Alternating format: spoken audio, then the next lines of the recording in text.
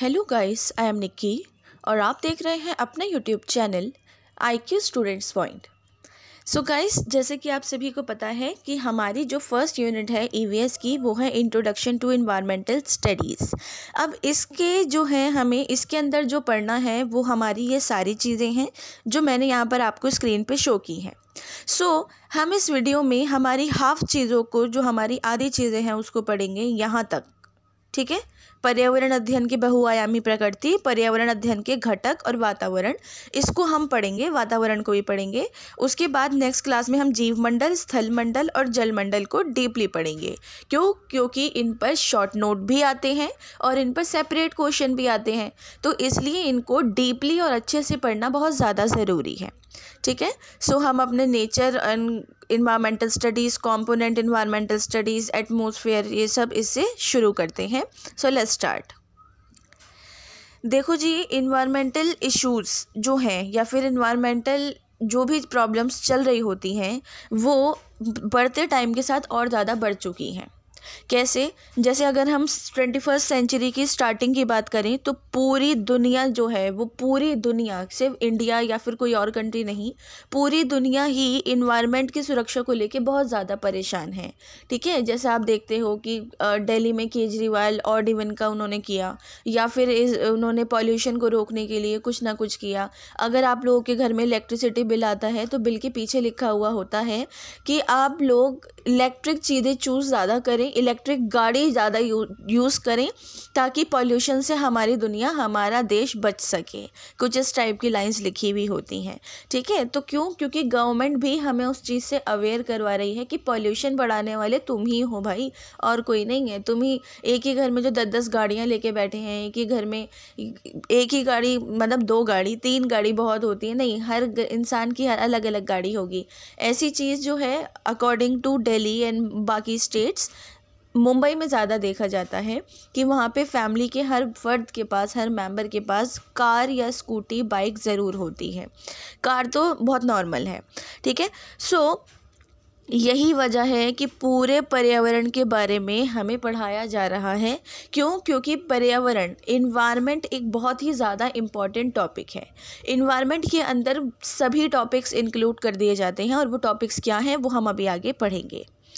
तो देखो जी, ये वाली बात है कि पर्यावरण मतलब, इन्वायरमेंट का मतलब होता है हमारे चारों तरफ का आवरण, मतलब हमारे चारों तरफ जो भी चीज़ें चल रही हैं वो हमारे पर्यावरण में, इन्वायरमेंट में आती हैं, ठीक है। क्यों बोला जाता है कि अच्छे इन्वायरमेंट में रहो, तुम्हारी सेहत भी अच्छी रहेगी, अच्छी संगत में रहो, एक अच्छी संगत वाले इन्वायरमेंट में रहो तो तुम्हारी जो नेचर है, तुम्हारी आदत है, वो भी सब बहुत अच्छा रहेगा। तो इसलिए बोला जाता है कि हमारे चारों ओर का आवरण, हमारे चारों तरफ की चीज़ों को पर्यावरण में इंक्लूड किया जाता है, ठीक है। पर्यावरण ये एक बहुत बहुत बहुत ही वास्ट एक थॉट है, बहुत वास्ट थॉट है, जो उन सभी चीज़ों के अंदर मिल जाता है जो जीवित हो और अजीवित हो, मतलब जिंदा हो और नहीं हो, ठीक है। तो इन्वायरमेंट वर्ड जो है वो हमारे फ्रेंच वर्ड इन्वायरनर से लिया गया है। इन्वायरनर वर्ड जो है उसका मतलब यहाँ पर बताया गया है कि घिरा हुआ, चारों तरफ से घिरा हुआ। इन्वायरमेंट का मतलब होता है घिरा हुआ, ठीक है। अपने आसपास के वातावरण में जो पृथ्वी के अंदर चक्र है या फिर पृथ्वी के बाहर चक्र है या फिर पृथ्वी के अंदर इंसान है, इंसान के चारों तरफ चीज़ें घूम रही हैं, पशु पक्षी हैं, गाड़ियां हैं, वगैरह वगैरह, सब कुछ वो आपके इन्वायरमेंट में शामिल होती हैं, ठीक है। इसके अलावा स्टूडेंट्स, हमारी गवर्नमेंट ने, the government of India has pass the environment protection act 1986, किस लिए? To protect and improve the quality of environment like air, water, soil, etcetera etcetera. Okay student, introduction complete हो गया है। अब आते हैं हम अपने मेन टॉपिक पे। देखो, एक चीज़ मैं आपको यहाँ क्लियर कर दूँ, मैं आपके सारे सब्जेक्ट्स में आपको ज़रूर बताऊँगी कि आपको आंसर राइटिंग कैसे करनी है। First of all, Delhi university में इंट्रोडक्शन एंड कंक्लूजन की मांग की जाती है, बाकी यूनिवर्सिटीज़ में नहीं की जाती है, ठीक है। तो इंट्रोडक्शन एंड कंक्लूजन, इन दो चीज़ों को बहुत इंपॉर्टेंस देनी है। अब जैसे मैंने आपको इंट्रोडक्शन पढ़ाया है तो आपको इंट्रोडक्शन लिखना है, जैसे मैंने आपको बताया है वैसे ही लिखना है, या आपके माइंड में जो चीज़ें आती हैं आपको वो इंक्लूड करनी है, ठीक है। उसके बाद आपका नेक्स्ट टॉपिक उसके बाद स्टार्ट होगा, पर्यावरण अध्ययन की बहुशास्त्रीय प्रकृति, multidisciplinary nature of environmental studies. देखो, पर्यावरण अध्ययन जो है एक मल्टीडिसिप्लिनरी नेचर पर डिपेंड करता है, ठीक है। तो पिछले कुछ टाइम में इसका डेवलपमेंट हुआ और इस डेवलपमेंट में हमारी बहुत सारी चीज़ें, सामाजिक, वैज्ञानिक, राजनीतिक, बहुत सारी चीज़ें इसमें शामिल हो पाई। और वो चीज़ें हमारी क्या हैं, ये मैंने यहाँ पर आपको दिखाया। भूगर्भ विज्ञान जियोलॉजी, जीव विज्ञान बायोलॉजी, रसायन शास्त्र केमिस्ट्री, भौतिकी फिजिक्स, अभियांत्रिकी इंजीनियरिंग, समाजशास्त्र सोशियोलॉजी, स्वास्थ्य हेल्थ, मानव शास्त्र एंथ्रोपोलॉजी, अर्थशास्त्र इकोनॉमी, कंप्यूटर, दर्शन शास्त्र फिलॉसफी, ठीक है। सो ये सभी जो हैं हमारे पर्यावरण के अध्ययन, इन्वायरमेंटल स्टडीज़ के अलग अलग टॉपिक्स हैं जो हमें पढ़ने होते हैं। मतलब इसमें तो आपको नहीं पढ़ने, लेकिन आप एग्जाम्पल दे रहे हो टीचर को कि हमें ये सारे टॉपिक्स को पढ़ना होता है। Geology, biology, physics, chemistry, botany, zoology and all, सारी चीज़ें हमें इन्वायरमेंट के अंदर पढ़नी होती हैं। तो पर्यावरण जो है, इन्वायरमेंट जो है, वो सभी चीज़ों से मिलकर बनता है, चाहे वो जीवित हो या नहीं हो। हम सभी अपने रोज़ की एक्टिविटीज़ के लिए अपने आसपास के पर्यावरण पर निर्भर होते हैं। कैसे होते हैं भाई, डिपेंड करता है। देखो, हमारा इन्वायरमेंट, अब जैसे मान लो अगर मेरे पास का इन्वायरमेंट बहुत शोर शराबे वाला होता तो मैं आप लोगों को नहीं पढ़ा पाती। आप लोगों को मुझे बहुत चिल्ला चिल्ला के पढ़ाना पड़ता और हो सकता है तब भी मेरी आवाज़ आप तक नहीं पहुंच पाती।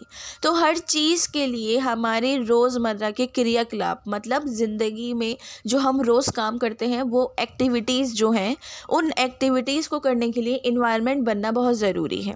आप पढ़ने बैठोगे, अगर आपके आसपास आपके छोटे बहन भाई खेल रहे हों, बातें हो रही हों, गाने बज रहे हों, आप नहीं पढ़ पाओगे।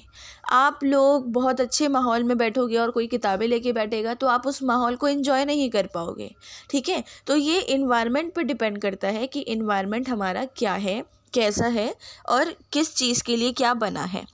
तो ये सारी चीज़ें हैं कि यही वजह है हमारे पर्यावरण मुद्दे, जैसे ग्लोबल वार्मिंग हो गई, या फिर हमारा ओजोन लेयर की कमी है, घटते जंगल हैं, या फिर ऊर्जा संसाधनों की कमी है, वैश्विक जैव विविधता है। इन सब का बहुत ही ज़्यादा नुकसान हो रहा है, बहुत ही ज़्यादा नुकसान। और इसका प्रभाव किस पे पड़ता है, सीधा इंसान पे, इंसान की हेल्थ पे। अगर आप लोग ये चीज़ देखो तो पहले के टाइम पे 102 साल, 105 साल, 100 साल, 101 साल लोग जिया करते थे। लेकिन अब की जो लिमिट, एक टाइम लिमिट है, वो हमारे पूरे इन्वायरमेंट की वजह से हद से हद 50, 60, 70 साल हो चुकी है। अब आने वाले टाइम में, मतलब आपकी जो जनरेशन्स हैं उस वाले टाइम में तो बहुत बहुत बड़ी बात मानी जाएगी। ओ माय गॉड, ये 50 साल जी लिया, ये तो बहुत बड़ी बात है। क्यों? क्योंकि हमारा इन्वायरमेंट ही ऐसा हो चुका है कि हमारी हेल्थ पे इतना ज़्यादा असर पड़ रहा है। पॉल्यूशन से फेफड़ों पे असर पड़ता है, जिससे कैंसर तक हो जाता है। अब कैंसर तो बहुत बड़ी बीमारी है, लाइलाज है, इलाज है, लेकिन एक लिमिटेड टाइम तक, ठीक है। एक ना एक दिन उस कैंसर पेशेंट को कैंसर से ही मरना है, वो किसी और चीज़ से नहीं मर सकता। तो अब उस चीज़ से जब हमें कैंसर हो रहा है, हमें दिल की बीमारी हो रही है, बीपी हाई हो रहा है, शुगर हो रही है, मतलब डायबिटीज़ हो रही है, तो वो सारी चीज़ें हमें फेस करनी पड़ रही हैं और उससे हमारे हेल्थ इश्यूज़ बहुत ज़्यादा बढ़ते जा रहे हैं, ठीक है। इसके अलावा कुछ चीज़ें ऐसी भी हैं हमारे एनवायरनमेंट में जो हमें इकोसिस्टम के बेस पे एक चीज़ सामने रखती हैं। जैसे इकोसिस्टम जब आप आगे पढ़ोगे तो आप उसमें पढ़ोगे ये वाली चीज़ कि हमारे इकोसिस्टम में क्या क्या शामिल होता है। पूरी दुनिया में जितनी चीज़ें हैं वो सब शामिल होती हैं हमारे इकोसिस्टम में। तो इकोसिस्टम जैसी चीज़ को हमारे एनवायरनमेंट के अंदर रखा जाता है, और उसके अंदर जैसे हमारे साफ़ पानी है, या फिर उसमें हमारे रहने की स्थिति है, बहुत अच्छी अच्छी जगहें हैं, ग्रीनरी वाली जगहें हैं। जैसे ये बोला जाता है कि अमेज़न के जंगलों की वजह से ही दुनिया में, पूरे दुनिया में 20% से ज़्यादा लोग सांस ले पा रहे हैं। इनफैक्ट वो जो है हमें 20% से बहुत ज़्यादा तक सांस दे रहा है, ठीक है। बाकी जगह के पेड़ों को मिलाकर वो अलग है। तो वो जो है हमें सिर्फ इन्वायरमेंट के जंगल, अगर उनको भी काट दिया जाए तो हम लोग सांस कहाँ से लेंगे? ऑक्सीजन मास्क लगा के घूमेंगे। तो वो वाली चीज़ें हैं, ठीक है। अगर हम रियलिटी में देखेंगे तो हमारा इन्वायरमेंट जो है वो बहुत अलग अलग मतलब जगहों से या फिर वातावरण से लेकर बनता है, ठीक है। कैसे? उसके अंदर नेचुरल, मैनमेड और कल्चर, ये तीनों डिपेंड करती हैं, ठीक है। यही वजह है कि जो हमारा पर्यावरण है, एनवायरनमेंट है, वो एक बहुत बहुत मुश्किल एक स्ट्रक्चर बन चुका है जिसको हम समझ पाएँ, देख पाएँ और उसको ध्यान से एक चीज़ को सामने रख पाएँ, ठीक है। कल्चर के बेस पे आप लोग जानते हैं कि बहुत सारी चीज़ें ऐसी हैं जिसके बेस पे एनवायरनमेंट हमारा ख़राब होता है। नेचुरल बेस पे भूकंप आते हैं, लैंडस्लाइड होता है, सुनामी आती है, उसकी वजह से हमारा एनवायरनमेंट कितना ज़्यादा ख़राब हो जाता है। और मैन मेड से तो होता ही होता है। मैन मेड में सबसे बड़ी चीज़ आपकी पॉल्यूशन, गाड़ियों से जो निकलता है वो चीज़ आ जाएगी कि पॉल्यूशन, हम लोग अपनी गाड़ी लेकर निकल रहे हैं, हमें यही नहीं पता कि हम अभी दरवाज़ा खोल के बाहर निकलेंगे तो वही धुआं हमें भी इफ़ेक्ट करेगा, हमारे सांस लेने में प्रॉब्लम देगा, ठीक है। वो वाली चीज़ है। तो हमारा जो पर्यावरण अध्ययन है, मतलब एनवायरमेंटल स्टडीज़ है, इसके अंदर biology, geology, political science, chemistry, ये सारे टॉपिक्स जो हैं बहुत ही ज़्यादा इंटरेक्ट करते हैं, जो नेचर और मैनमेड दोनों एक्टिविटीज़ को बहुत ही ज़्यादा प्रभावित करते हैं, ठीक है। बायोलॉजी मैनमेड एंड नेचुरल दोनों, जियोलॉजी मैनमेड एंड नेचुरल दोनों हैं, political science manmade and natural इसको थोड़ा कम बोला जाएगा, पॉलिटिकल साइंस, पॉलिटिक्स ज़्यादातर मैनमेड ही होती है, एंड केमिस्ट्री, ठीक है, मैनमेड एंड नेचुरल। तो ये जो है सबसे ज़्यादा उन सभी सब्जेक्ट्स के जो मैंने अभी आपको बताए थे, इन वाले सब्जेक्ट से भी ज़्यादा इंटरेक्ट करते हैं हमारे ये वाले सब्जेक्ट्स, ठीक है। तो ये वाले सब्जेक्ट्स में बहुत सारे मुद्दे, बहुत सारी चीज़ें जो हैं जो सामने खड़ी हुई हैं और बहुत प्रॉब्लम्स भी हैं जो हमें फेस करनी पड़ रही हैं।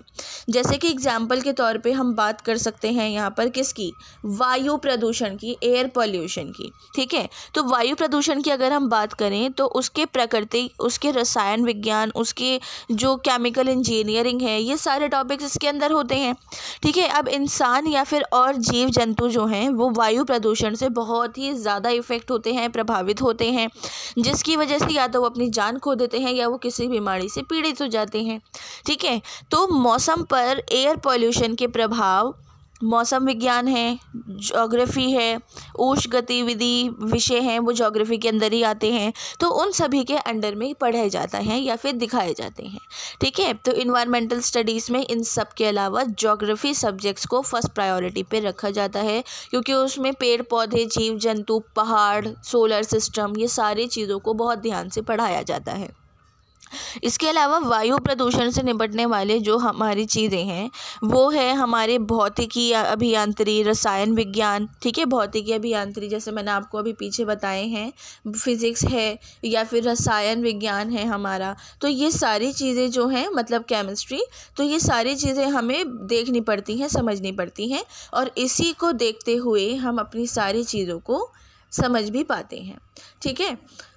अब हम अगर बात करते हैं आगे की, तो बात ये रहती है कि पॉलिटिकल साइंस किस तरीके से हमारे एनवायरनमेंट पे बहुत ज़्यादा असर डालती है। अगर आपने देखा हो तो रिसेंटली एमसीडी के इलेक्शंस हुए, उन इलेक्शंस में कितना कितना कितना एनवायरनमेंट पे इफ़ेक्ट पड़ा होगा, कितने कागज़ों को, पेपर जो उन्होंने छपवाए, अपने पैम्फलेट छपवाए, जो भी करे, उसमें कितना वेस्ट किया गया, और वो लोग, वो जो थे वो सिर्फ सड़कों पे पड़े हुए मिले और कहीं भी नहीं मिले, ठीक है। उसके अलावा वो उन्होंने पूरा रोड का सर्वे किया, सब लोगों से जा कर मिले, गाड़ियों में मिले, उससे पॉल्यूशन कितना ज़्यादा बढ़ा, ठीक है। उसके अलावा इनकी रैली है, इनकी स्पीच होती है, उससे ट्रैफिक हो जाता है, ट्रैफिक में निकलने वाला धुआं वहीं के खड़े हुए लोगों पर बहुत ज़्यादा इफ़ेक्ट करता है और उस चीज़ से बहुत प्रॉब्लम होती है, टाइम भी वेस्ट होता है, हेल्थ तो होती ही होती है वेस्ट, ठीक है। तो ये वाली चीज़ें हैं जो हमारे पॉलिटिकल साइंस को भी इस टॉपिक के अंदर पढ़ने के लिए रखा जाता है,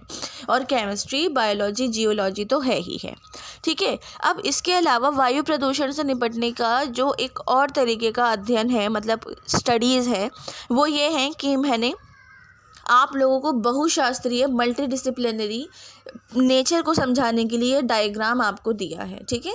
तो ये डायग्राम जीव विज्ञान, वनस्पति शास्त्र, बायोकेमिस्ट्री, बायोटेक्नोलॉजी आदि, ये सारे इंग्लिश में और हिंदी में दोनों में लिखे हुए हैं, आप इसको ऐसे ही लिख सकते हो।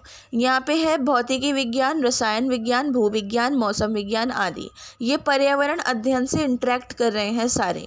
उसके बाद ये टेक्निक्स है, प्रतिरूपण है, ये हमारा प्रबंधन है, जागरूकता है, ठीक है। इसके अलावा ये हमारा मूलभूत अध्ययन है, ये पूरा हमारा जो है ये पूरा कंप्लीट एक अध्ययन है, एक स्टडी है जो हमें इसको पढ़ने में बहुत ज़्यादा हेल्पफुल है।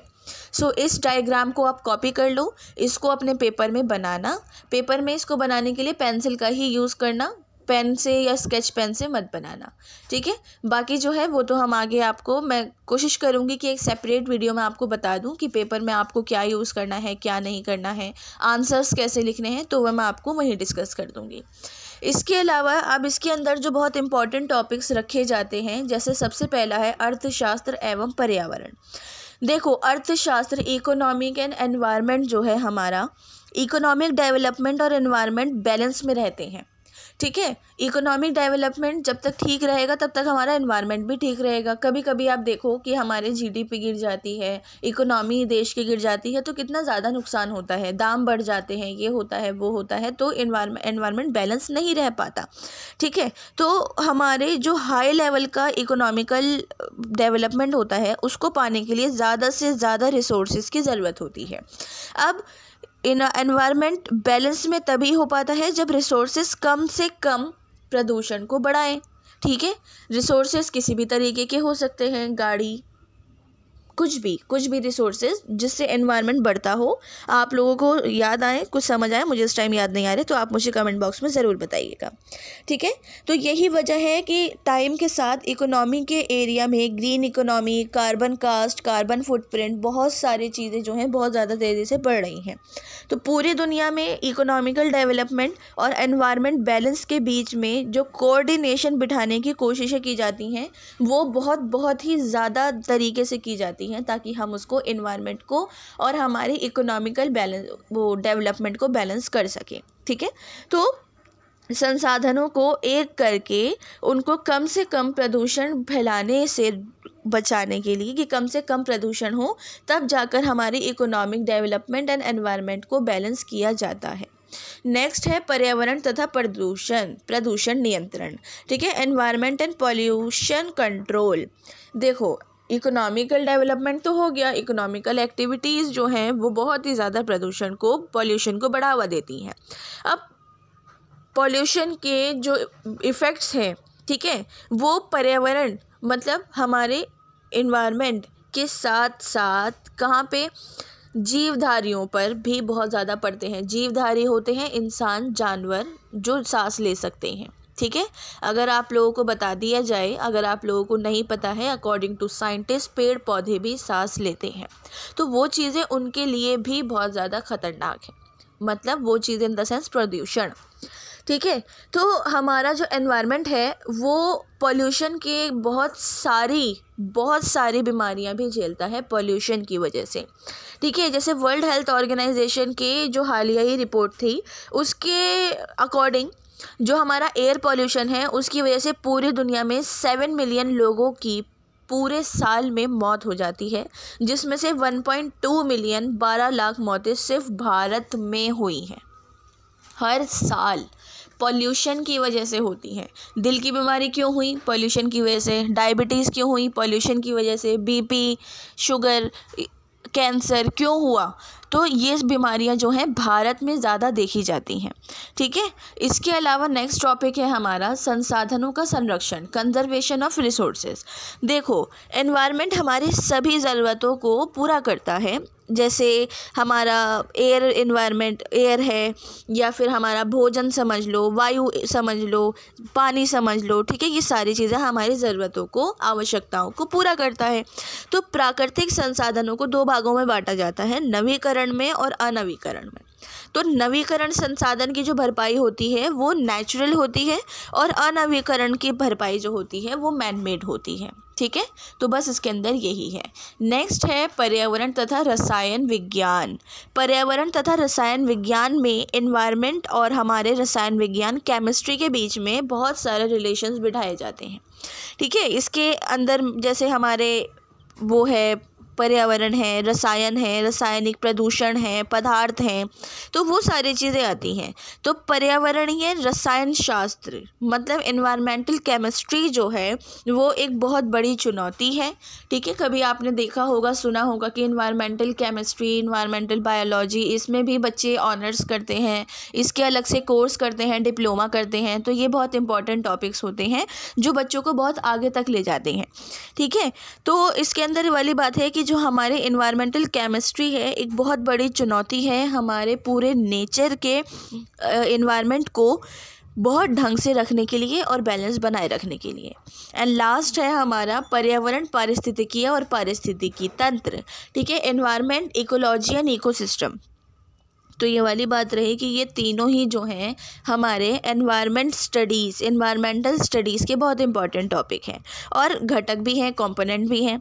ठीक है, तो ये वाली चीज़ है कि पर्यावरण अध्ययन का जो मुख्य उद्देश्य होता है, गोल होता है, इन्हीं 3 घटकों को लेकर जागरूकता फैलाना होता है। तो इस तरीके से हमें ये पता लगता है कि दुनिया में क्या चीज़ है, दुनिया में हर तरीके के टॉपिक को एनवायरनमेंट में रखा जाता है। हर तरीके की चीज़ों को हमें समझने के लिए एनवायरनमेंट को समझना पड़ता है। ठीक है, तो अब जो आपका नेक्स्ट टॉपिक आता है बहुत इम्पॉर्टेंट वाला, वो आते हैं पर्यावरण के घटक। पर्यावरण के घटक जो हैं अलग अलग तरीके से हैं। मैंने आपको उसका डायग्राम जो है वो प्रोवाइड किया है। एक डायग्राम तो ये है।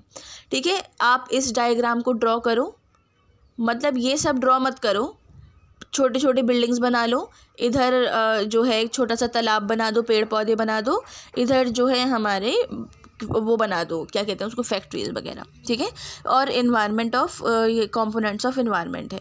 तो बायोस्फीयर, लिथोस्फीयर, एटमॉस्फेयर, हाइड्रोस्फीयर ही हमें बेसिकली दिखाने हैं। तो हम यहाँ पर अपना यही दिखाएंगे और बहुत अच्छे से अपने डायग्राम को कंप्लीट कर लेंगे। ठीक है, तो ये डायग्राम ऐसे ही बनेगा। इसके अलावा एक और डायग्राम है, जैसे ये वाला है physical environment. Physical environment 3 types में डिवाइड है, लिथोस्फीयर, एटमॉस्फेयर और हाइड्रोस्फीयर। और बायोलॉजिकल जो है क्रिएचर में और वेजिटेशन में डिवाइड है। ठीक है, तो ये 3 हैं, बट हमें लिथोस्फीयर, एटमॉस्फेयर, हाइड्रोस्फीयर और बायोस्फीयर पढ़ना है। तो आप लोग ये वाला चाहो तो कर सकते हो, अदरवाइज़ आप ये वाला चाहो तो ये वाला डायग्राम भी बना सकते हो। तो मैं आपसे यही बोलूँगी कि आप लोगों को जब आप अपने नोट्स प्रिपेयर करो ना, तो नोट्स प्रिपेयर करने में ही आप इसको बना लो, ताकि आप लोगों को बाद में थोड़ा ईजी रहे, आपको प्रॉब्लम फेस ना करनी पड़े। तो जो हमारे 4 अब आगे का टॉपिक आता है, वायुमंडल, जलमंडल, स्थलमंडल, जैव मंडल आता है। ठीक है, तो ये वाली चीज़ें जो हैं हम अपनी नेक्स्ट क्लास में कंटिन्यू करेंगे। सो हमारी जो है ये हाफ यूनिट हो चुकी है। हाफ यूनिट को हम नेक्स्ट क्लास में कंटिन्यू करके इसको ख़त्म करके नेक्स्ट यूनिट को स्टार्ट कर देंगे। सो स्टूडेंट, अगर आप लोगों को कोई डाउट हो, कोई क्वेश्चन हो या आप लोगों को कुछ चीज़ समझ नहीं आई हो, तो आप मुझसे कमेंट बॉक्स या टेलीग्राम चैनल पे पूछ सकते हैं। So thanks for the watching and best of luck all.